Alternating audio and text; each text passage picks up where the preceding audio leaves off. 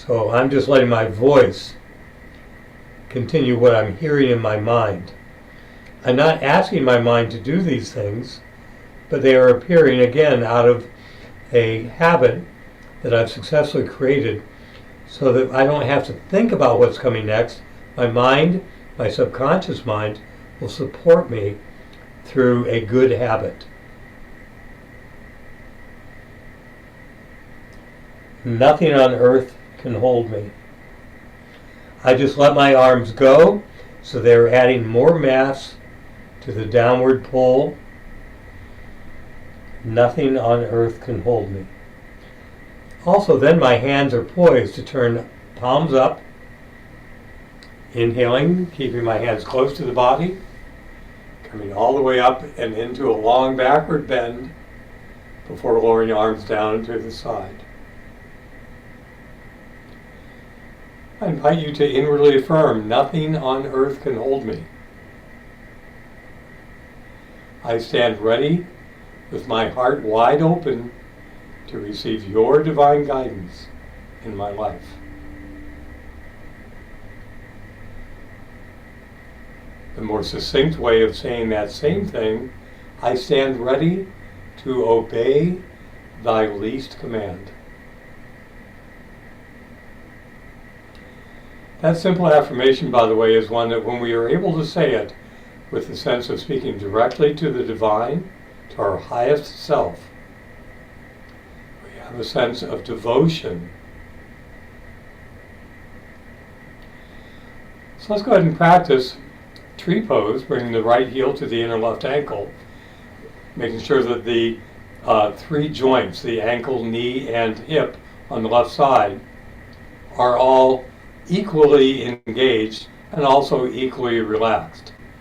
So there's no uneven weight bearing in the hip, for example.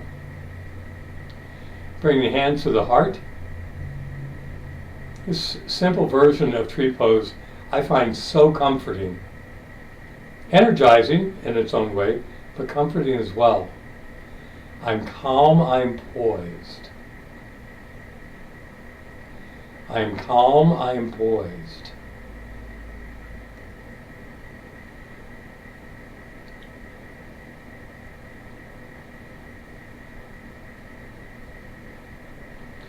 Now inhaling, hands down, sweeping arms up, bringing palms together, and with the thumbs crossed over but fingertips and palms touching, soften the elbows just a wee bit.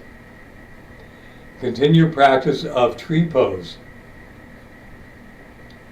This is a great time that we can bring all of our practices or unite them into a single practice where you are traveling inward and upward, inward and downward through the sushumna. We can even lengthen that sushumna so that it feels as if it goes all the way down into the earth through the left foot. Rises all the way through the crown of the head to the fingertips above you. I'm calm, I'm poised.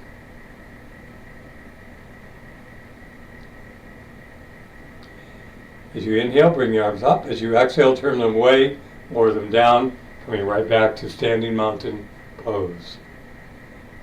I'm calm, I'm poised.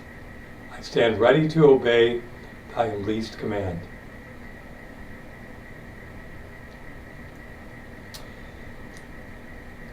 I'm going to go hiking after class today in a local park. It'll be about 7 or 8 miles by the time it's all done. And this park I go to because it is very much a challenge, a lot of uphill. You think that the uphill is done, and then it turns a corner and goes up more. And so one of the ways that I deal with this is to set myself a goal. I will go up to that next shady patch, and there I will rest. And that's very much what we're doing here. We set ourselves that goal. We see what's available, what we're capable of. We get there, and then we rest. So bring the weight to the right foot, left heel into position, hands to the heart. I'm calm, I am poised.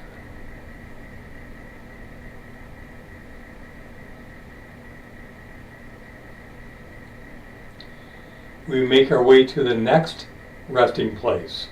Inhaling, arms up. Bringing fingertips together, thumbs crossed over. And here we are. I'm calm, I'm poised. So can we be as conscious in the transitions as we are in the pose? I'm calm, I am poised.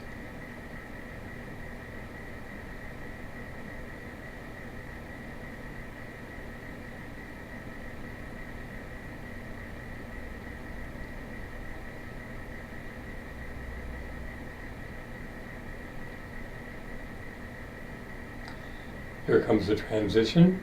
Inhaling, hands up. Exhaling, arms around you. Coming back to standing mountain pose. I am calm. I am poised.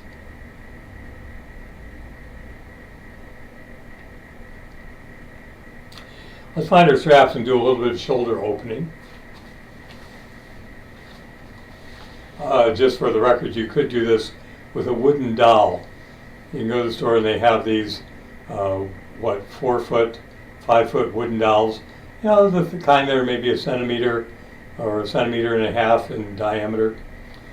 And if you take that doll, you can use it just like the strap. But otherwise, having the strap, keep it taut as you come up and back. A little bit backward bending is fine. It's reasonable to think that when you bring your arms above your head and hands far apart, you're going to arch the back or extend the back into a little bit of a backward bend. Exhale down. Please continue on your own to come up to your edge. You can separate the hands just a little bit more to explore what it's like. We're looking for that magic spot.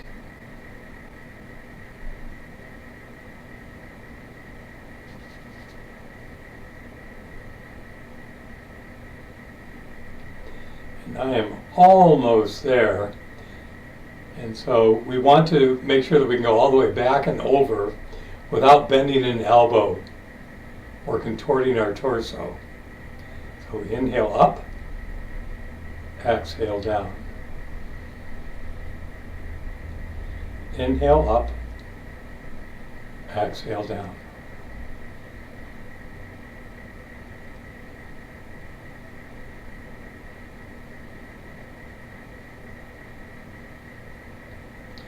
Now, if you've successfully gone through the entire range of motion, you may have room that wasn't there initially.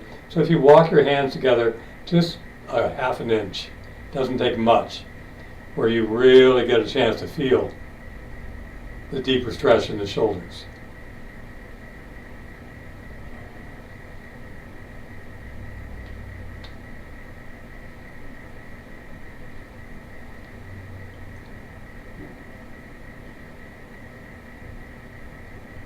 Good. Let's go ahead and now take our strap and put it over the left shoulder. So the buckle is behind you. Bring your right arm behind you, find that strap, and let's actively pull that right hand up in the direction of the point between the shoulder blades.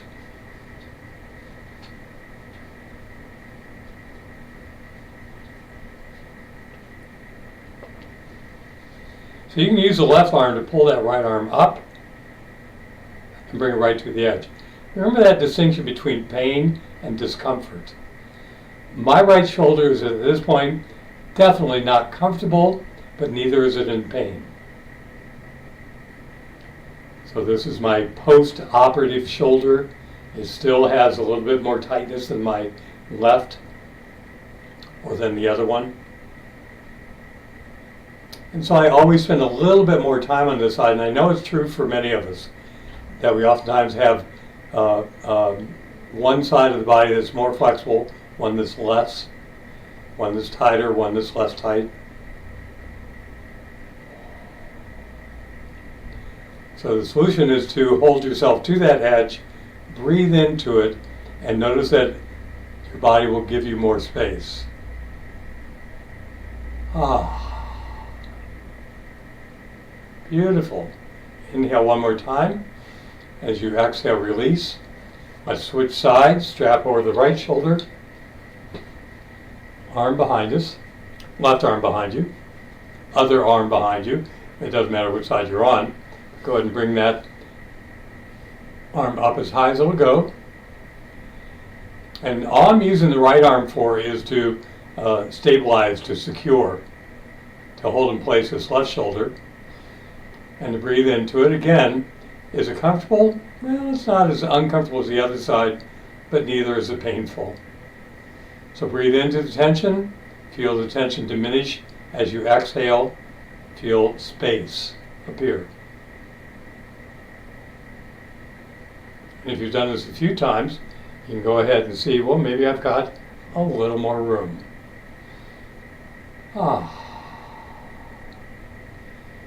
One great affirmation for left and right side warming ups.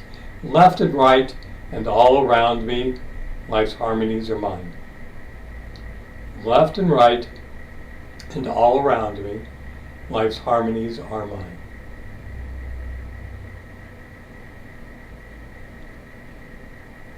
Good, let's go ahead and exhale. You may set your straps to the side now. So we're going to come into chair pose. So I'll turn to the side just so you can see. My feet are evenly arranged forward and back. They're nicely separated, hip beneath my hips. Weight is to the balls of the feet. Let's inhale, arms up. Around the balls of the feet. Retain the breath as you settle into chair pose. And then exhale. So chair pose is, it has a lot going on. But just at the physical level, it's a great stretch for the calf muscles. So by being to the balls of the feet, pressing your heels into the floor, you'll feel your calf muscles engage. Your thighs are doing some work. But we're simply pulling this energy inward and upward and offering it outward. So here we again get to employ the sushumna, our visualized image through which light is able to travel inward and upward and into the heart. And then on the exhale breath, we can send that light outward. It's like blessing, offering evenly and completely all that we have to share with anyone who is aware, who is in need. Anyone who's ever performed an act of service to others, volunteering,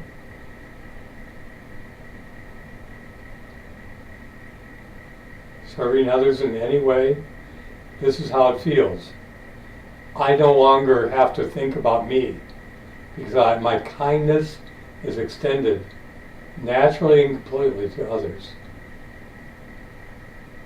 My body is no burden. It is light as air.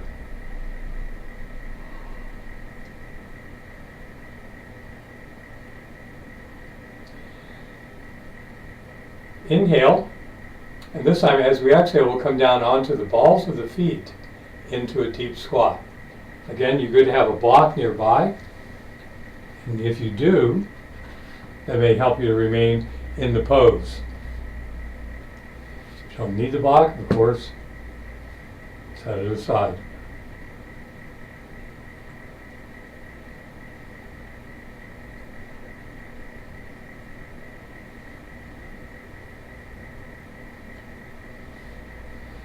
When you're ready to exit, inhale, sweep arms up. Try to stay to the balls of the feet if you can. Then as you exhale, sweep the arms around you and come back to standing mountain pose. Now I will say there's a lot of energy, and it may just be a matter of closing your eyes and enjoying that energy, that feeling of a lot of movement inward and upward, just in general, from your feet through the legs and so on. And if you feel to, the affirmation can still be there, sort of running in the background. It's like a theme, that affirmation. My body is no burden, it is light as air.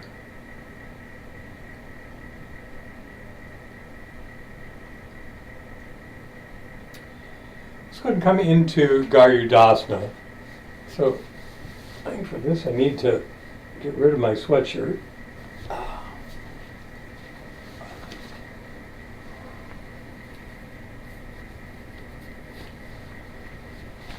So Garudasana is twisted pose, or it's a balanced pose. So if you put your weight onto the left leg, cross the right foot over and soften that left knee. So this knee is flexible and weight bearing. This leg is crossed over and is primarily there for balance or support. We're going to want to bring our left arm up and inward, the right arm under, and entwine it.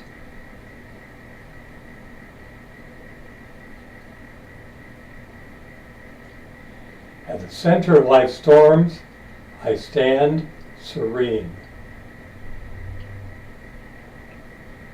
Now, if you cannot get your thumb or fingers to connect, you can bring one hand here and the other arm behind it, and you'll get a great stretch to this right shoulder.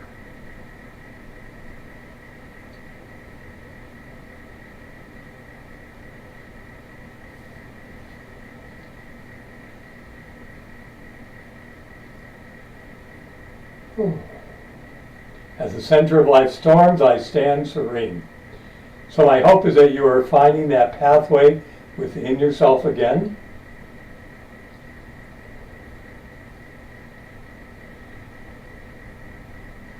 Inhaling left knee straight, exhaling unwind, and come back to Tadasana. At the center of life's storms, I stand serene. Where's your attention going to be placed? Well, totally up to you. I just found myself really grounding through my feet. My awareness solid and stable through my feet. Let's just wait till the right foot, cross the left foot over. This time it's going to be the right arm coming up, left arm under.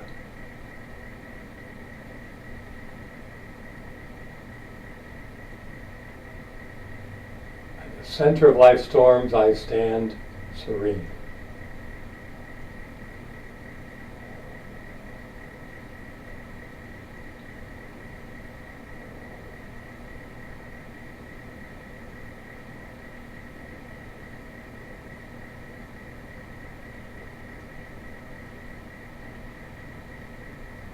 Inhale, right arm up. Exhale, unwind. Feet side by side.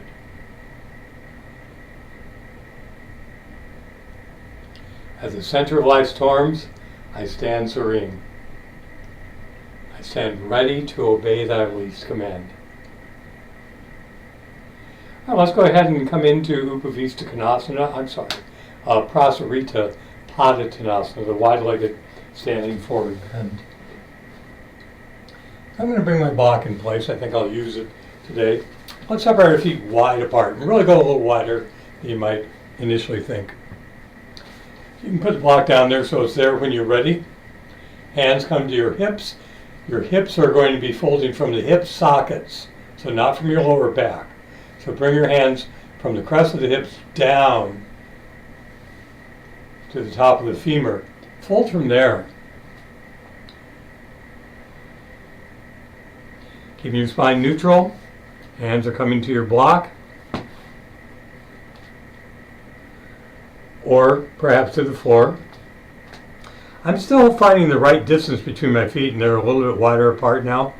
So now you can bend your elbows and maybe even come down onto your forearms. Or maybe you have your hands to the floor, your elbows are soft.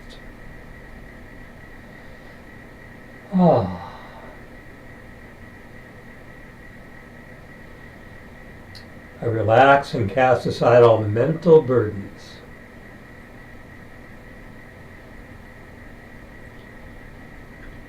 I relax and cast aside all mental burdens.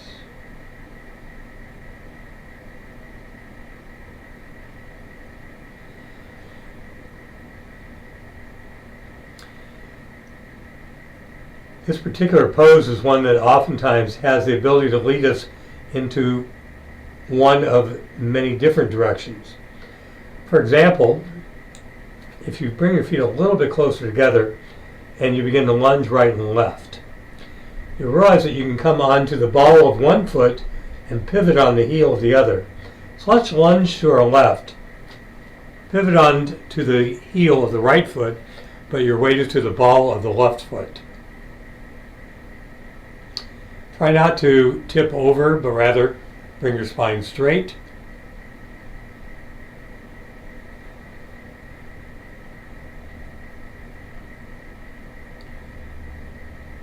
Your block could be here.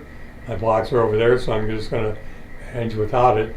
We'll inhale back to center, and we'll go to the other side. So you're coming on the ball of the right foot, left heel to the floor. Here I do have my block. I'm going to bring it into place.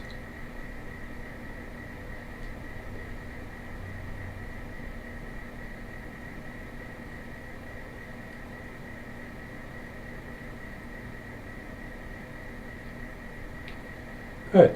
Let's go ahead and come back. And we'll bring our hands to our knees. We'll come into this nice twist.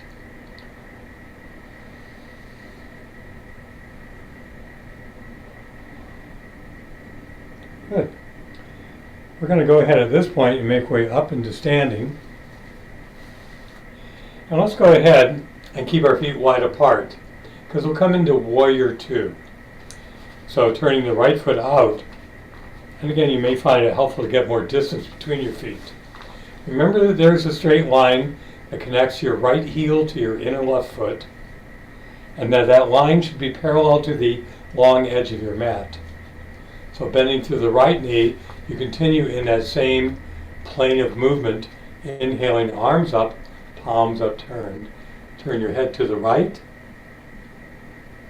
And so begin this process of becoming consciously and intentionally a channel for energy to flow through you. It's helpful to take this energy and, rather than have it be impersonal, have it be divine. That you become this individual channel in all that you do for the divine to flow through.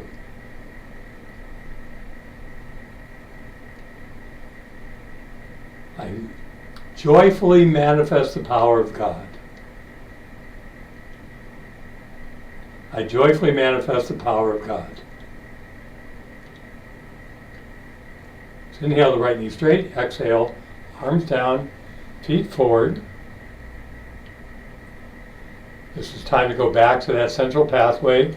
Rotate the left foot out, lunge through the left knee, bring arms up, rotate palms up, and turn your head to the left. Once again, I joyfully manifest the power of God.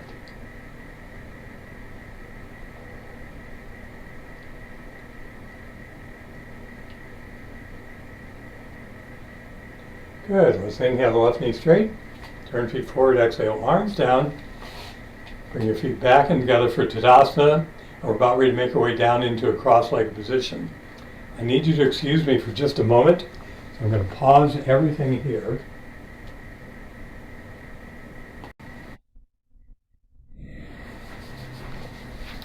So from this cross-legged position,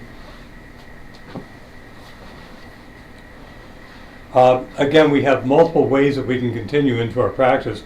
But we're going to go ahead and come into plank pose. We'll practice plank, down dog, and then we'll go ahead and come into, let's see, what would fit well next? We'll come into a cobra. And then maybe we'll end up with gate pose as well. Let's go ahead and see. So let's come into plank pose first.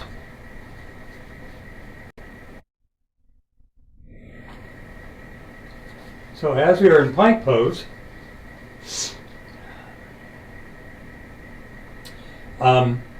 make sure that you're taking care of your wrists.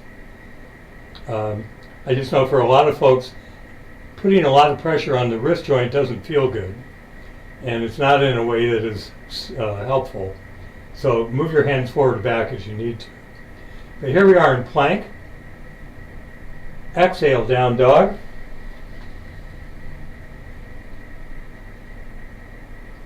Oh boy, that feels so good to stretch that deep stretch to the back of the legs. Let's work with that a little bit, pressing the left heel down, bending the right knee, and alternate.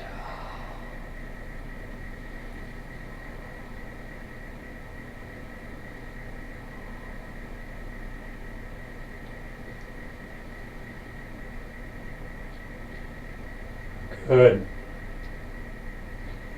Now coming into a sustained down dog. Press both hands forward, press both sit bones straight up, and press both heels towards the floor.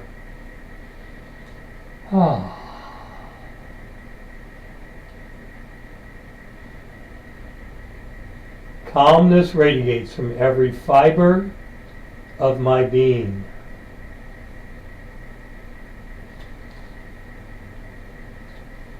And we're going to inhale into plank. Exhale, knees and heart to the floor. Point the toes back. Press your hips down. Lift your torso up. Now let's come into a simple practice of Sphinx pose.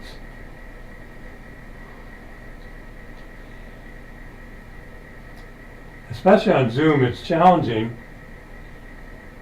to show what's really going on here because there's a level of activity which is involved in pushing the forearms down and then trying to drag your whole body forward, only with the idea that I'm going to lengthen my spine and lift my heart.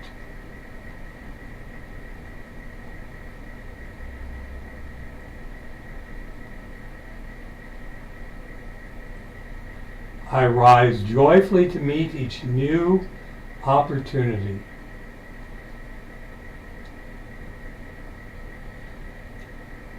Imagine that you were going to meditate in this position. That may seem like an odd one, but nonetheless, could you maintain an awareness of the core pathway? Can you feel the way in which your heart especially, or the throat especially, expands?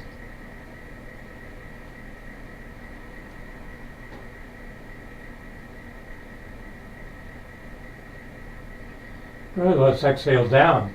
Turn toes under, pull your hands back, and we're going to return to plank pose. So you may do that with your knees or without, but in plank, we're going to lower our left knee down. Keeping the right leg straight, we're going to bring the right arm up. So your weight bearing is on the left arm and the left outer knee.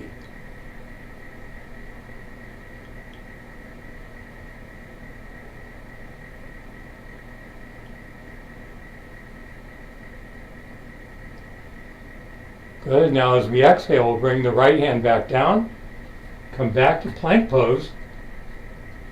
And remember that this does not require the knee if you have the upper body strength.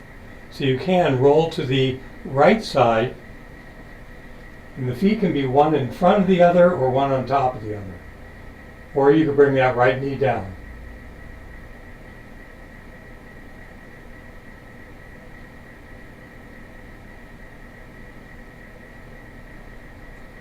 Exhaling back to plank. Inhale. Exhale, down dog.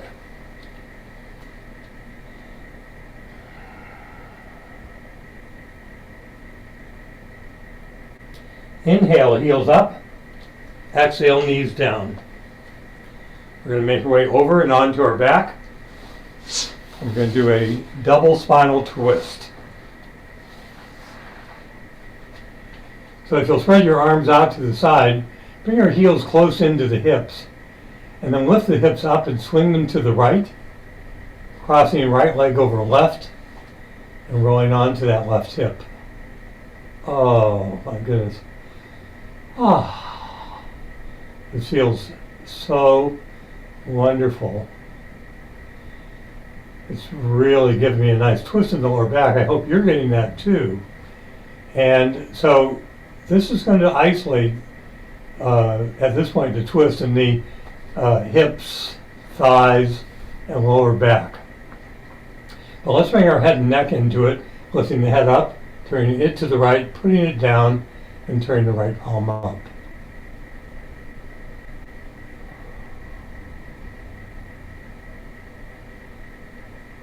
Oh.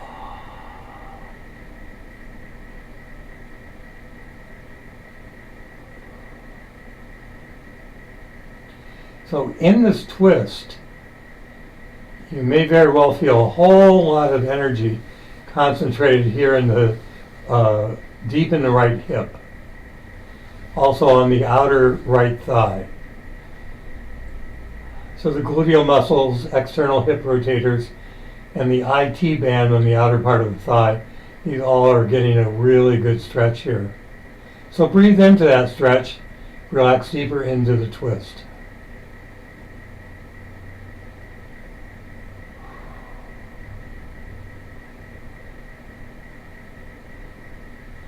Bring your head back to center, knees back to center, uncross, shift hip to the left, recross left over right. Oh. And head this time to the left. I open to this flow of God's life within me. I open to this flow of God's life within me.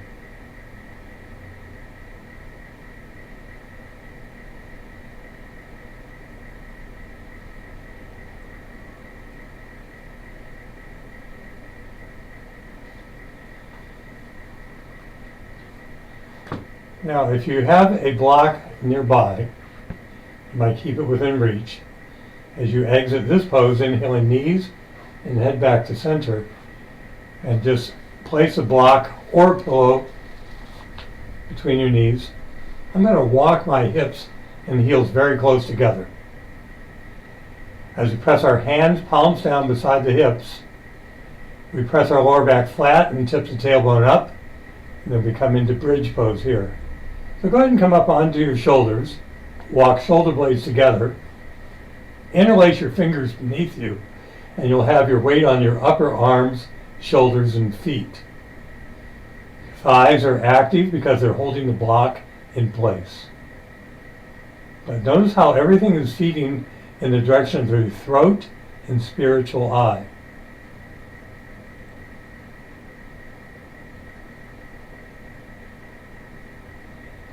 One way to view life is whatever comes, comes, whatever goes, goes.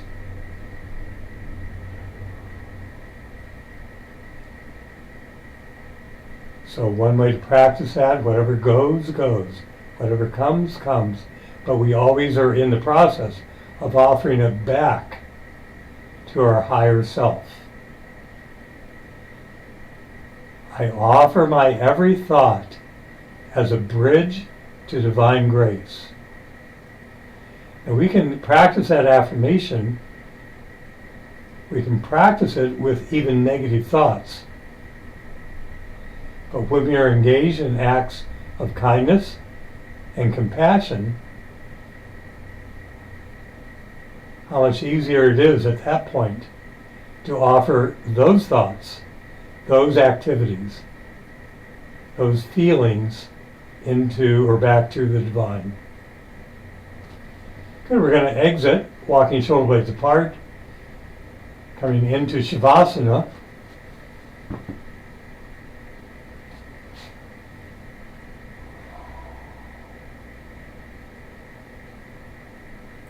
So with legs extended, or you could keep the knees bent if you preferred.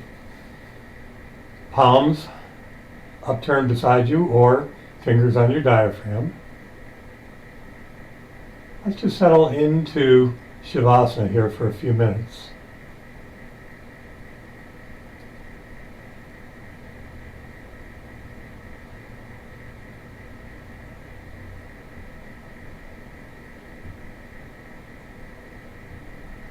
I offer my every thought as a bridge to divine grace.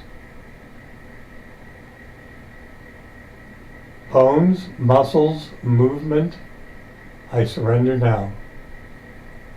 Anxiety, elation, depression, churning thoughts, All these I give into the hands of peace. Bones, muscles, movement, I surrender now. Anxiety, elation, depression, churning thoughts, all these I give into the hands of peace. So the action we're taking here in this final pose is one to let go, to relax, to offer back like lighting a candle on an altar. Because the light that we are offering is within us.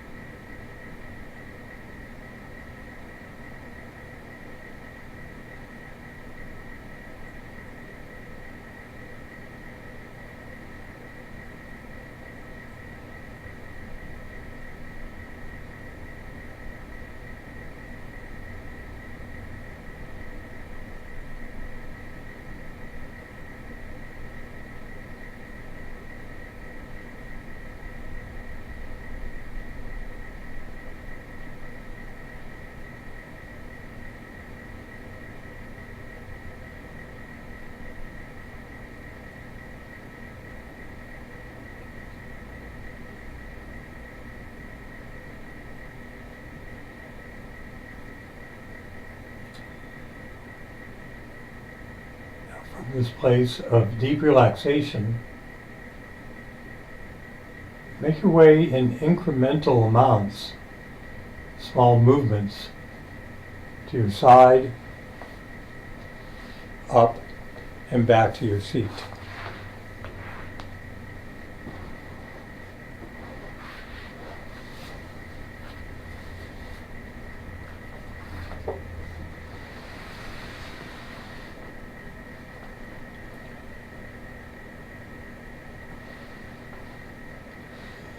You might bring your hands to your heart. This is a mudra where we're connecting the heart energy in a loop in a closed circuit through the hands.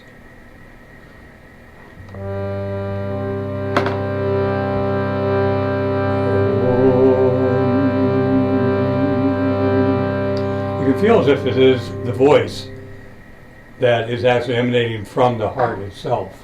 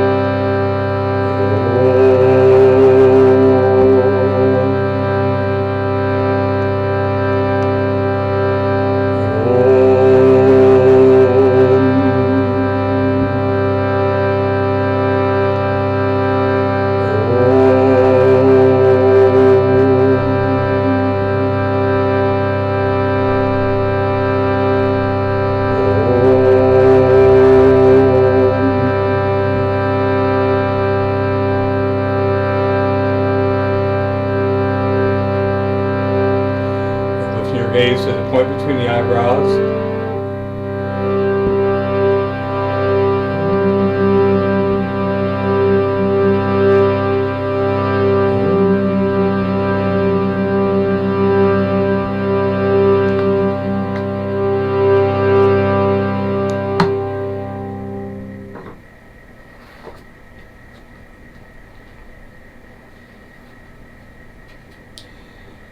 Let's end our sadhana with this affirmation on the quality of kindness. So we will affirm, as always, loudly or softly and in a whisper. And in this way we will decrease our volume, but each time we will also increase the intention or willpower behind the affirmation. So rather than repeating, we are affirming from within. This is our own affirmation that we are choosing for ourselves.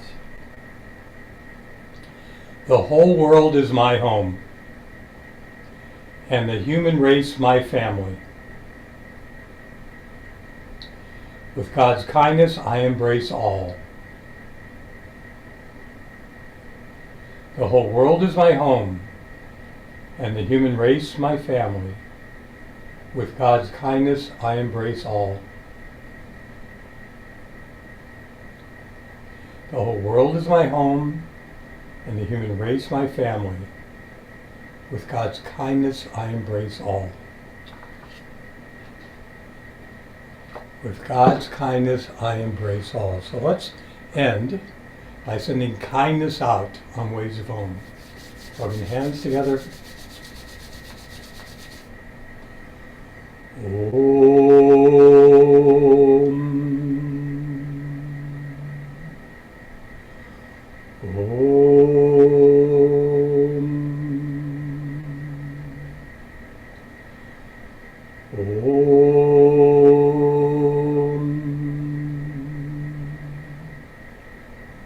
Shanti, Shanti, Shanti. Namaste.